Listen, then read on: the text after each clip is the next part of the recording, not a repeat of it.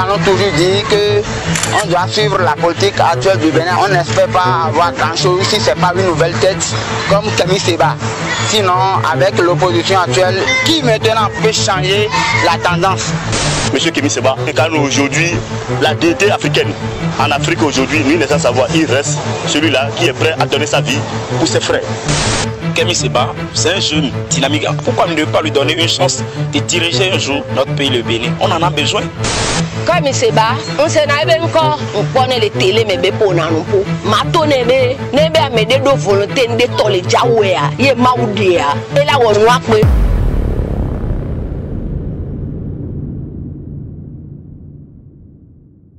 l'activiste engagé et figure emblématique du panafricanisme, Stélio Gilles Robert Kapochichi, plus connu sous le nom de Kémi Séba, a récemment fait savoir qu'il se portera candidat à l'élection présidentielle prévue en avril 2026 au Bénin.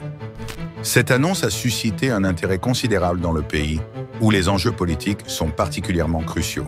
Dans une allocution vidéo d'environ 10 minutes diffusée sur ses réseaux sociaux le 5 janvier, Kémi Séba a dressé un constat alarmant sur la gestion actuelle du président Patrice Talon. Il a exprimé ses préoccupations face à ce qu'il considère comme une détérioration des conditions de vie pour la majorité des Béninois. Le Bénin traverse une crise sociale sans précédent, une situation qui privilégie les plus aisés, tandis que la majorité de la population endure des conditions de vie inacceptables, a-t-il déclaré avec une profonde indignation. Selon lui, cette crise n'est pas simplement économique, mais elle touche également le tissu social et culturel du pays. Kémi Séba a accusé le président béninois de rendre la vie difficile aux entrepreneurs locaux, tout en favorisant les entreprises occidentales qui bénéficient de nombreux avantages. Les entreprises françaises dominent l'économie béninoise et, pour la plupart, sont exemptées de diverses taxes, un privilège dont ne profitent pas les entreprises béninoises qui, elles, sont lourdement taxées, a-t-il observé. Cette disparité, selon lui, contribue à creuser les inégalités et à affaiblir l'économie locale. En tant que président de l'ONG Urgence panafricaniste, Kémi Séba a également évoqué l'impact de cette situation sur les jeunes et les classes défavorisées.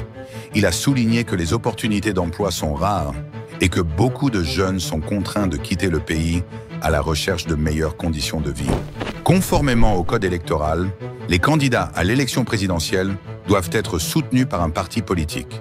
Les candidatures indépendantes ne sont plus acceptées et les candidats doivent être parrainés par au moins 28 élus, qu'il s'agisse de députés ou de maires. Cette réglementation, selon Kémi Séba, constitue un obstacle majeur pour ceux qui souhaitent s'engager dans la vie politique du pays. Pour répondre à ces exigences légales, Kapochichi envisage 3 alternatives pour participer à l'élection. La première option serait que le parti d'opposition, les démocrates, dirigés par l'ancien président Boni Yayi, soutiennent ma candidature, car c'est le seul parti d'opposition disposant du nombre suffisant de parrainages pour se présenter, a-t-il expliqué. Il a ajouté que cette collaboration pourrait renforcer la voix de l'opposition et offrir une alternative crédible aux Béninois. Si cette première voie échoue, il envisage de former une large coalition pour demander une révision du code électoral qu'il juge corrompu et visant à exclure les véritables opposants.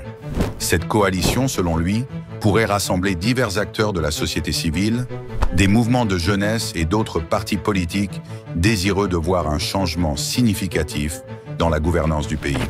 La dernière option, que certains pourraient les considérer comme la plus cruciale, est une triangulation des forces, désignée comme l'opération Jéricho, qui reposera sur une base tripartite. Il s'agit d'une stratégie de mobilisation, de contestation populaire et d'une prise de responsabilité par ceux qui ont le pouvoir de changer les choses, permettant ainsi au peuple de reprendre le contrôle, a-t-il averti. Kémi Séba a insisté sur l'importance de l'engagement citoyen pour faire entendre la voix du peuple et lutter contre les injustices. Il a conclu son discours par le slogan puissant « Le Bénin libre ou la mort, nous vaincrons », soulignant ainsi sa détermination à mener cette lutte pour un avenir meilleur. En 2026, le Bénin organisera des élections municipales, législatives et présidentielles, un moment crucial pour la démocratie du pays. Le dépôt des candidatures pour la présidentielle est prévu pour octobre 2025, soit 6 mois avant le scrutin, et les enjeux seront particulièrement élevés. Le président Patrice Talon, actuellement à son second et dernier mandat constitutionnel, a réaffirmé à plusieurs reprises qu'il ne souhaite pas modifier la loi fondamentale pour se représenter. Cette situation crée un climat politique tendu, où les attentes des citoyens pour un changement et une meilleure gouvernance sont palpables. Donnez votre avis dans les commentaires. N'oubliez pas de vous abonner pour suivre les vidéos à venir. Merci.